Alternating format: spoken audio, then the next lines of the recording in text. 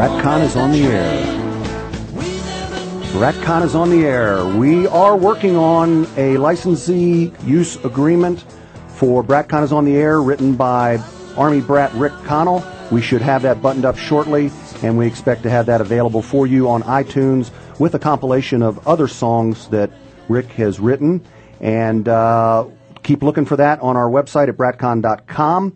And also, one other announcement, this microphone is expected to travel in 2011.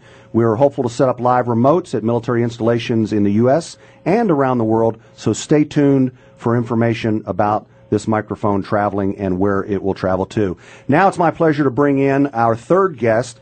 Jerry Glass was born a brat. She was an Air Force brat, by the way. She is the director of the Berlin Brats High School Alumni Association. She's also a military reunion planner by profession. She's also the first vice president of Overseas Brats, an association of all brats, all schools, all years. And she was the first brat to serve on the board of the American Overseas School Historical Society.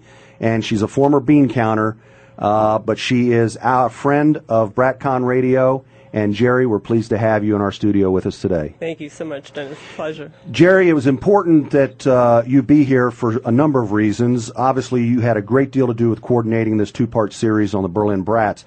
But one of the things that I was most struck by was the efforts that you spearheaded and the committee that you dispatched for acquiring a panel of the Berlin Wall. Please tell us about that.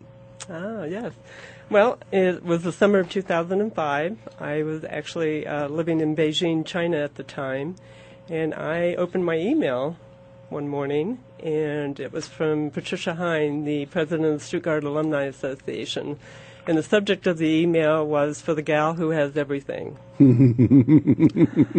I open it up, and inside is an ad for a section of the Berlin Wall for sale on eBay. Not a little piece of it, not a little, Correct. rock. We're talking about a whole section here. That's right. 11 and a half feet tall, 4 feet wide. 11 and a half feet tall and 4 feet wide. Wow. Okay, so how did you embark on verification? Walk us through all of that.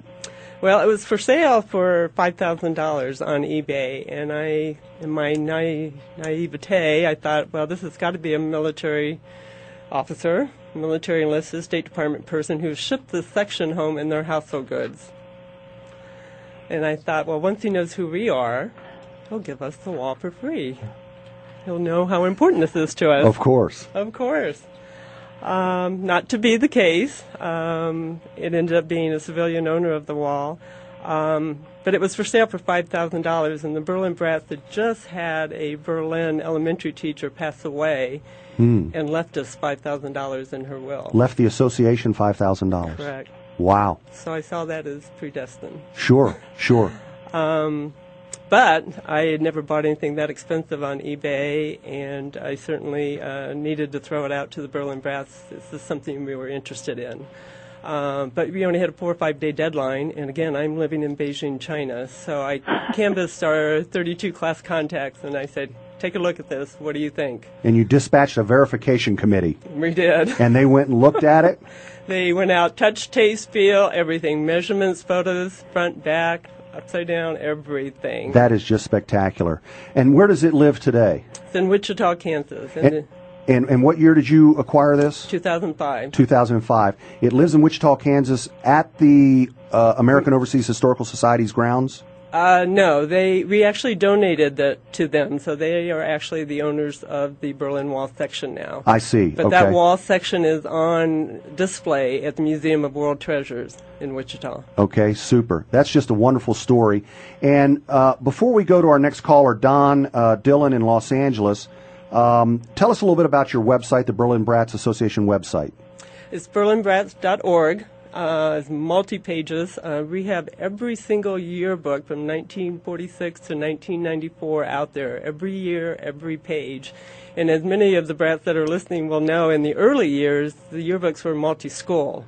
So we're actually finding a lot of other alumni associations are using our website to do their research now. It is a super website. I've been to it. I've explored it, and I think the work that you've done in putting the yearbooks on your website for everybody to enjoy is just tremendous.